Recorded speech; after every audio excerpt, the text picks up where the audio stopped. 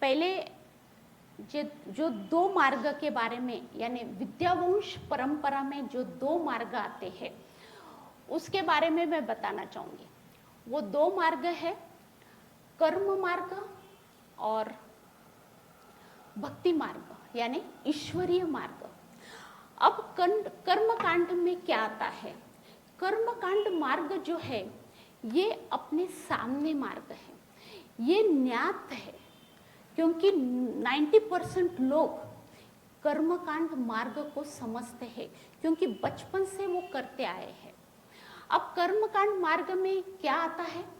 तो भजन पूजन, फिर उसमें आता है कि मंदिर में जाना, माला जप करना, अभिषेक करना, अष्टांग योग की क्रियाएं करना, हठ योग की क्रियाएं करना, साधन संपन्न चतुष्ट का प्रयोग करना, भगवत गीता का निरूपण करना, ज्ञानेश्वरी का पारायण करना, ये सब कर्मकांड में आता है। और ये सामने का मार्ग है, बचपन से हमें आदत है कर्मकांड करने की।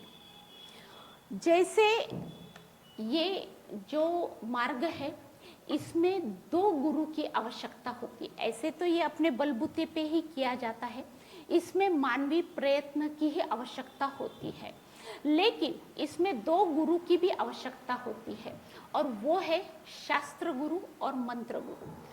शास्त्र गुरु यानी इसमें से जो शास्त्र है वो बताते हैं, और मंत्र गुरु यानी हमारे कान में मंत्र फूटते हैं। अब जो शास्त्र गुरु है, अगर इन्होंने ये वैज्ञानिक ढंग से अगर इसको बताया, यानी अध्यात्म प्लस विज्ञान, इस ढंग से अगर उन्होंने हमें बताया, तो ही ये मार्ग जो है कर्मकांड मार्ग ये फलित होता है। अदरवाइज अगर उन्होंने ये मार्ग को इस ढंग से नहीं बताया, वैज्ञानिक ढंग से अगर उन्होंने नहीं बताया, तो ये जो मार्ग है ये फलित होता हुआ नहीं दिखता है। सारा जन्म, पूरा जन्म हमारा इसी में निकल जाता है और सामने कुछ भी नहीं दिखता है। इसलिए ये समझने की बात है कि हम किस ढंग से जा रहे हैं। अब जो दूसरा मार्ग है वो है भक्ति मार्ग, यानी ईश्वरीय मार्ग। ये मार्ग अध्यात्म मार्ग है, क्योंकि 99.9% लोग इस मार्ग के बारे में नहीं समझ पाए हैं। अब इस मार्ग में यानी कोई मानवीय प्रयत्न की आवश्यकता नहीं होती है, इसमें सद्गुरु की आवश्यकता होती है।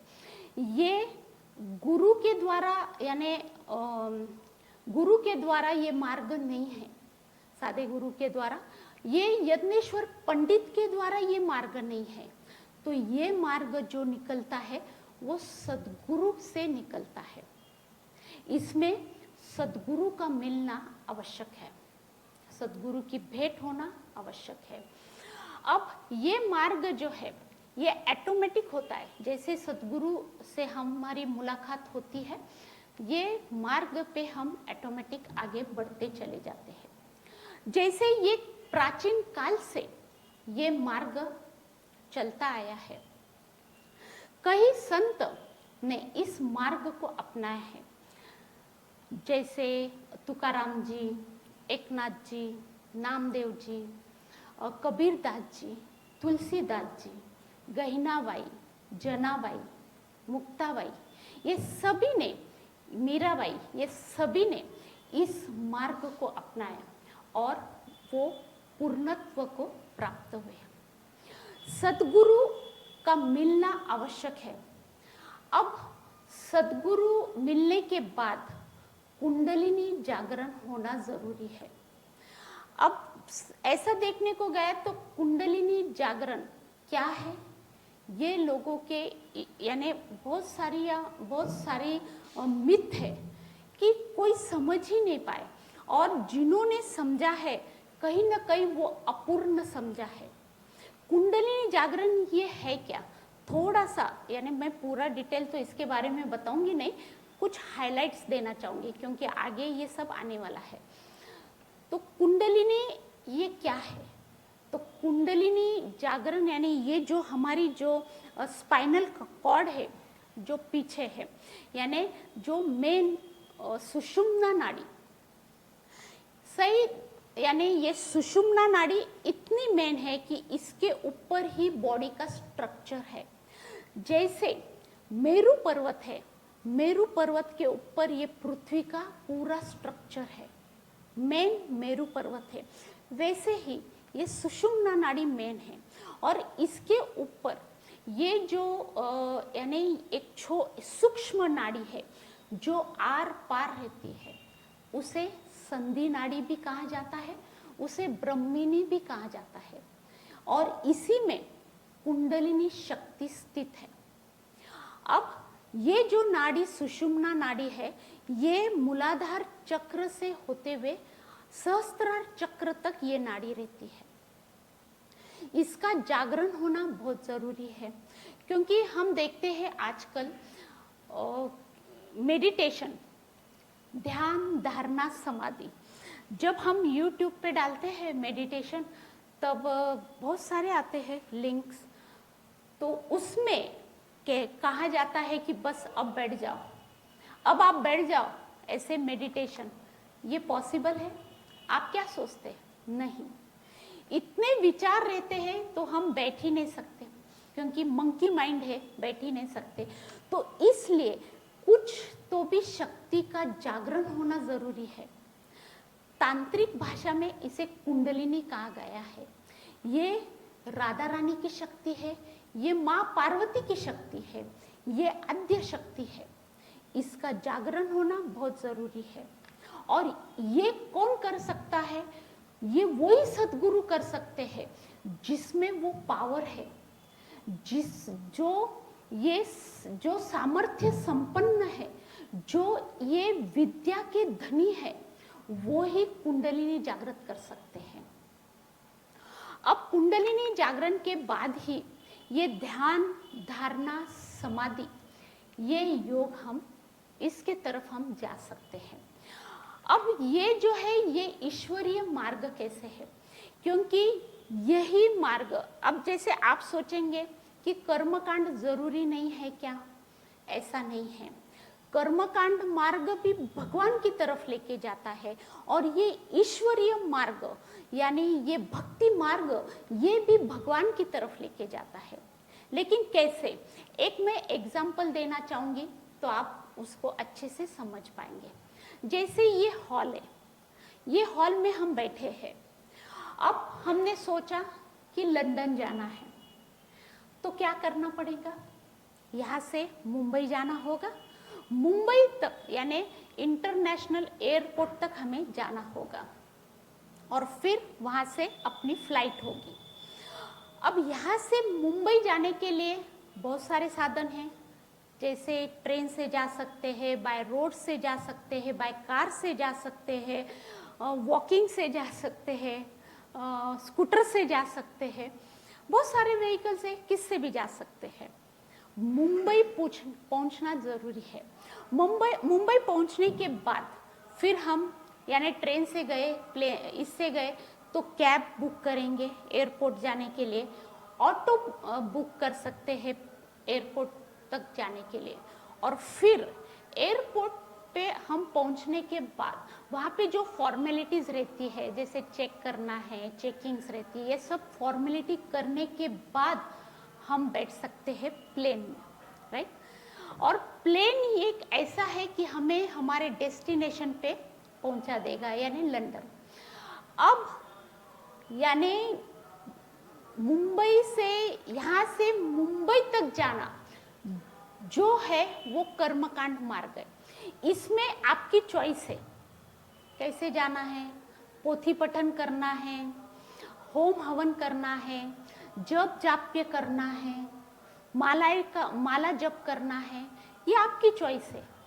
लेकिन एक बार जब आप प्लेन में बैठ जाते हैं तब ये जो मार्ग है ये सद्गुरु का मार्ग है, ये विमान मार्ग है और विमान मार्ग ही सही मायने में ज्ञानेश्वरी है।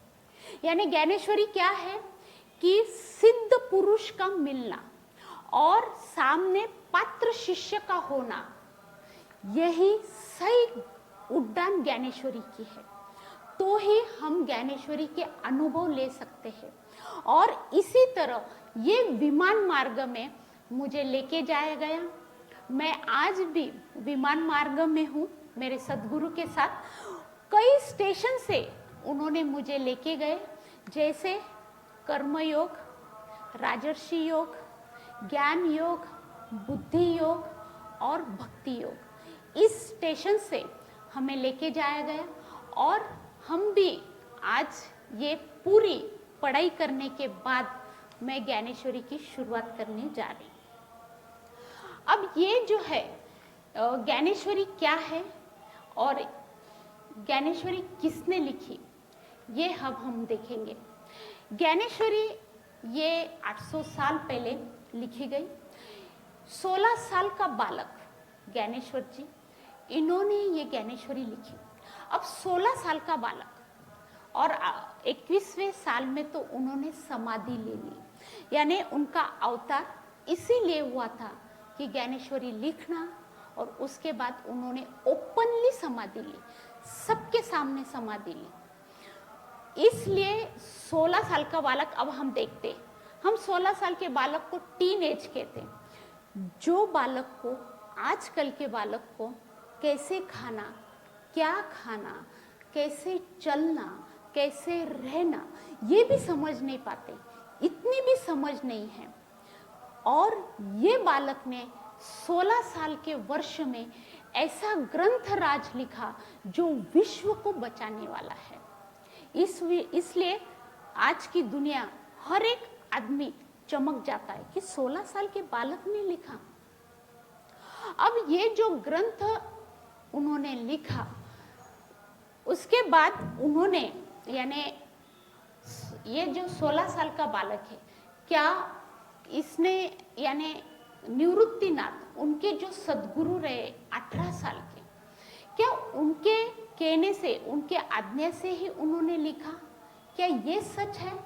क्या यही इतना सा उनका आदेश रहा, इस वजह से ज्ञानेश्वरी को आज इतना महत्व है? नहीं। तो ज्ञानेश्वरी, यानी ज्ञानेश्वरी की जो स्पिरिचुअल लाइन है वो हम देखेंगे कि खाली निवृत्तिनाथ जी ने आदेश दिया और उन्होंने लिखा, इतना ही है क्या? नहीं। तो उनके जो कौन कौन महात्मा रहे हैं इसके पीछे, ये जब आपको समझ में आएगा तभी सही मायने में ज्ञानेश्वरी का ग्लैमर समझ में आएगा। क्योंकि उनके पीछे उन्होंने किस किस महात्माओं ने उनको प्रेरित किया, किसने चैतन्य धारा सप्लाई की, किसने ब्रह्मांडीय शक्ति को उड़ेला, ये जब हमको समझ में आएगा तभी सही मायने में ज्ञानेश्वरी हमारे सामने होगी। अब जो प्रथम आदेश था वो था भगवान शंभू का। त्रिपुरारी महायोगाधीश भगवान शंभू, उन्होंने प्रथम आदेश दिया। उन्होंने आदेश दिया, कळी गिळी तसे सर्वा धाव वेगी।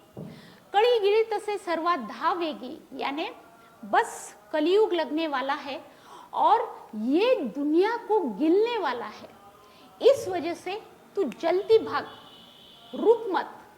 ये आदेश उन्होंने अपने शिष्य मच्छिंद्रनाथ जी को दिया। अब मच्छिंद्रनाथ जी इतने पावरफुल शिष्य थे, ये जो कड़ी गिड़ी तसे सर्वा धाव वेगी, धाव वेगी यानी कि भाई बस रॉकेट के जैसे जाना है। हमारा कैसा रहता, अब जैसे ज्ञानेश्वरी को भी आना है तो हम कैसे आते, धीरे धीरे धीरे, भाई जाएंगे, कॉफी पी के जाएंगे, चाय पी के जाएंगे, खाना खा के जाएंगे, है क्या नहीं? तो यहाँ पे भगवान शंभू कहते हैं भागना है, दौड़ना है। फिर ये आदेश उन्होंने मच्छिंद्रनाथ जी को दिया। मच्छिंद्रनाथ जी कौन थे ये मैं आपको बताना चाहूंगी। ये मत्स्य के गर्भ में थे। जब भगवान शंभू कैलाश पर्वत पे समाधि बोध अवस्था में माँ पार्वती को उपदेश कर रहे थे। माँ पार्वती सुन रही थी और हूँ करते हुए सुन रही थी। एक टिपिकल पॉइंट, एक मेन पॉइंट पे माँ पार्वती सो गई। जैसे आप लोग नहीं सो रहे, क्योंकि ज्ञानेश्वरी में ऐसा बहुत बार होता है कि प्रवचन सुनते सुनते नींद आ जाती। वैसे माँ पार्वती सो गई और जब एकदम यानी भगवान शंभू ने जब आंखें खोली तब उन्होंने देखा माँ पार्वती तो सो गई है, तो कौन हूँ हुंकार भर रहे। तो अतीन्द्रिय दृष्टि से उन्होंने देखा कि ये मत्स्य के गर्भ में थे, मछली के गर्भ में ये मच्छिंद्रनाथ थे। फिर उन्होंने आदेश दिया मच्छिंद्रनाथ को, मच्छिंद्रनाथ चलो बाहर आओ। मच्छिंद्रनाथ बाहर आए और उन्होंने, भगवान शंभू ने उनको ये योग सामर्थ्य दिया और पूरा भगवान दत्तात्रेय ने उनको पूरा किया। 12 साल तक वो समाधिस्थ रहे और फिर से वो हिमालय और पर्वत पर वो फिर से पाए गए। फिर भगवान शंभू ने उनको आदेश दिया कि कड़ी गिड़ी तसे सर्वा धावेगी, बस भागना है। तब मच्छिंद्रनाथ जी ने अपने शिष्य गोरक्षनाथ जी को आदेश दिया, कड़ी गिड़ी तसे सर्वा धावेगी, कि बस कलयुग लगने वाला है और इस कलयुग